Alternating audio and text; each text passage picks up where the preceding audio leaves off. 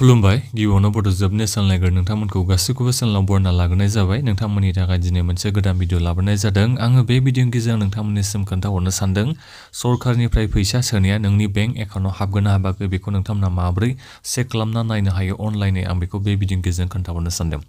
सरकारनि फैसा माने जेनेबा हमना ला दाख्लैबावै जोंहा सरकारि फायखानाखौ बानायनो थाखाय 9,000 रांखौ नोंथांमोननि बेंक एकाउन्टआव सोनानै हरबाय दा नोंथांमोना दा गोबां मानसियानो मिथियाखैबो जानो हागौ जेनेबा हमना ला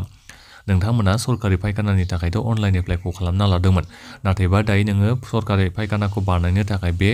9,000 रांखौ नोंथाङा बेंक एकाउन्टआव मोननो हागोन ना हायाखै बेखौ नोंथांमोना बेंकआव थाङालासिनो चेक खालामना लानो हायो मबाइलजोंनो दा बेनिखायनो बे भिडिअखौ नोंथांमोना गासिबो जोबजासिम नायना लाबोनो जाबाय आङो बे सरकारि फायखानानिखौल' खोन्थाहरा आं बे भिडिअनि गेजेरजों बेखौबो खोन्थाहरगोन नोंथांमोना सोरबाफोर माने नोंथांमोना गोबां मानसियानो पिएम किसाननि फैसाखौ मोनबाय थायो जानांगौ दा बिनिखायनो नोंनि बे पिएम किसाननि इनस्टलमेन्टनि फैसा नोंनि बेंक एकाउन्टआव हाबगोन ना हाबाखै बेखौ नोंथांमोना माबोरै चेक खालामना नायनो हायो आं बेखौबो बे भिडिअनि गेजेरजों खोन्थाहरगोन जाहाथे नोंथांमोना गावबागावनि बेंकआव थाङालासिनो नोंथांमोना नायनो हायो गावबागावनि मबाइलजोंनो आरो बेजों लोगोसेनो आं बेखौबो खोन्थाहरगोन दै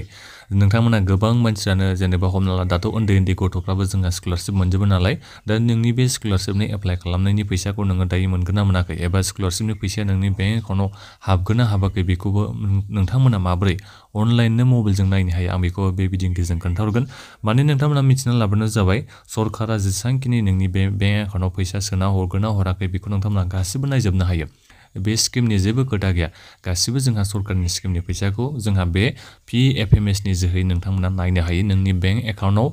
सरकारा बेसेबां फैसा सोनो हादों आरो मा स्किमनि जोहै सोनानै हरदों बिनि बागै नोंथांमोना नुजोबनो हायो दा बेनिखायनो भिडिअखौल' जोबजासिम नालां आं खोन्थाहरगोन नोंथांमोना माबोरै अनलाइन नायनो हायो PFMSनि जोहै दै भिडिअखौल' गासिबो जोबजासिम नालां आं गिबियाव नोंथांमोननिसिम गासैनिसिमबो गुरै खावलायग्रोनाय थाग्रोबाय नोंथांमोना सोरबाफोर चेनेलाव गोदानै फैदोंबा चेनेलखौ नोंथांमोना गासिबो साबस्क्राइब खालामनानै लाग्रोलायबानो जाबाय जाहाथे नोंथांमोना बेबायदिनो भिडिअखौ मोननो हायो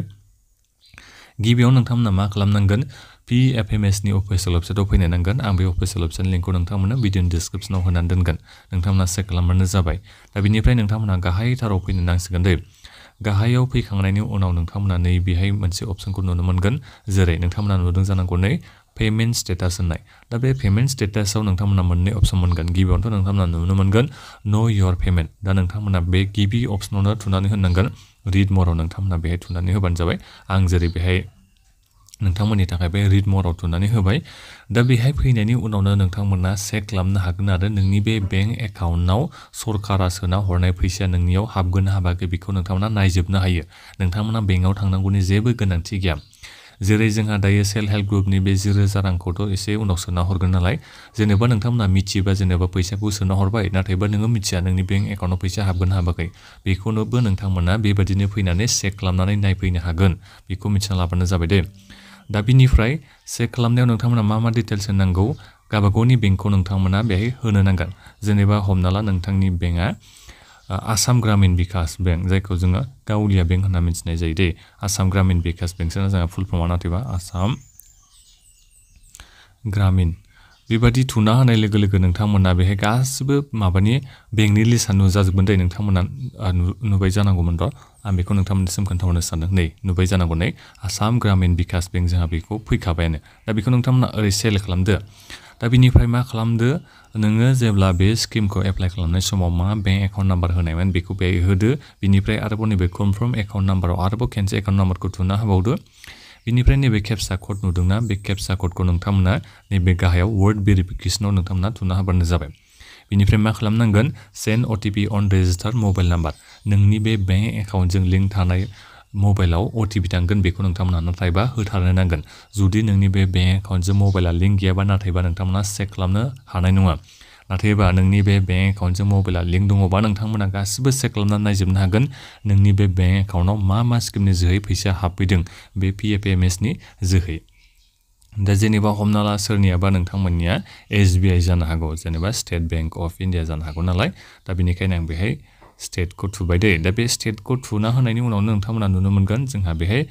स्टेट बेंकनि बेहाय गासिबो माबाया फैगोन आरो गासिबो बेंकनि माबायानो लिस्टआनो दंखाजोबो एसल' थुना होबाबो नोंथांमोना बेहाय मोननो हागोन आरो एस लेटारजों थानाय जोंहा बेंकनि नामा मा बे गासिबो बेहाय नुजाजोबगोन नोंथांमोना नायबानो जाबाय आरो गोबां रोखोमनि बेहाय बेंकखौ नोंथांमोना नुनो मोनजोबगोन गोबांथार जोंहा बेहाय बेंक दंजोबो नोंनि बेंकआ जियानो जाया मानो नोंथाङा बेबादि फैनानै गावबागावनि माबाखौ चेक खालामनो हागोन आरो नोङो जुदि हमना ला मोनसे स्किमनि थाखाय नोङो एप्लाइखौ खालामदोंमोन नाथायबा आं दायो मिथिया जेनेबा बे स्किमनि थाखाय आं दायो फैसाखौ मोननो हागोन ना हायाखै दा बेखौ नोंथांमोना बेबादि बे PFMS आव फैनानै नोंथांमोना नायफैनो हागोन जोबोद माने गोरलैथार होननानै बेखौ बुंनो नांगोन गोरलैथार बियो जाहाथे नोंथांमोना माने बेंकआव थांना आरो नोंथांमोना बेंकआव थांनाय लोगो लोगो खरसा जागोन दा बेनिखायनो नोंथांमोना बेबादि फैनानै एसे नोंथांमोना नायफैबानो जाबाय दे बेहाय गोबांथार बेंकनि नाम दं नोंथांमोनानि गासिबो बेंकआनो बेहाय लिस्टआ दंजोबो दा बेनिखायनो नोंथांमोना जेनेबा दाख्लै फायखानानि फैसाखौ हाबदोंना हाबाखै नोंथांमोना मिथियाबा बेंक एकाउन्ट नाम्बारखौ बेबायदि होनानै नोंथांमोना चेक खालामना नायफैबानो जाबाय जाहाथे नोंथांमोना जेरावबो आथिं खरस थांनांगौ जाया दा बेखिनिखौनो आं नोंथांमोननिसिम खोन्थाहरनाय जाबाय जायफोर नोंथांमोना स्कलारशिपनि थाखाय एप्लाइ खालामदोंबाबो स्कलारशिप एप्लाइ खालामनाय समाव नोंथाङा मा बेंक एकाउन्ट नाम्बार होनायमोन बेखौ होनानै नोंथांमोना चेक खालामनानै नायफैबानो जाबाय जाहाथे नोंथांमोना मिथिनो हायो नोंथाङा स्कलारशिपनि थाखाय फैसाखौ मोननो हागोन ना हायाखै दा बेखौनो आङो बे बिदिन्थिजों खोन्थाहरनाय जाबाय आरो जायफोर न' लुनो थाखाय फैसा हाबगोन ना हाबाखै बेखौबो नोंथांमोना बेबायदिनो चेक खालामनानै नायफैनो हायो आं बेखौनो नोंथांमोननिसिम खोन्थाहरनाय जाबाय दा बेखिनियावनो माबाफोर नोंथांमोना सोंनांगौ दङबा भिडिअ कमेन्ट बक्सआव नोंथांमोना कमेन्ट खालामबानो जाबाय आरो बे भिडिअखौ नोंथांमोना गासिबो शेयार खालामदो आरो बिनिफ्राय जोंहाथ' बे सेल्फ हेल्प ग्रुपनि 10,000 रांखौथ' एसे उनाव सोगोन नालाय दा बे 10,000 रांखौबो नोंथांमोना मोनगोन ना मोनाखै बेहायनो चेक खालामनानै नायफैबानो जाबाय दै नोंथांमोनाथ' गासिबो बेंक एकाउन्ट होनांदों नालाय जाहाथे नोंथांमोना जेरावबो थाङा ओरैनोथ' नोंथांमोना बेलेगनाव बेंक एकाउन्टनि बे नोंनियाव हाबगोन ना हाबाखै बेखौ चेक खालामना नायहोनायावबो जोंहा फैसा लायो दा बेनिखायनो बेहाय फैयोबा नोंथांमोना रावनोबो फैसा होनालासिनो गावबागावनि मबाइलजों नायनो हागोन दा बेनिखायनो आं नोंथांमोननिसिम बेखौबो खोन्थाहरबावनाय जाबावबाय दा बेखिनियानोमोन बे भिडिअआ गोजोन्थों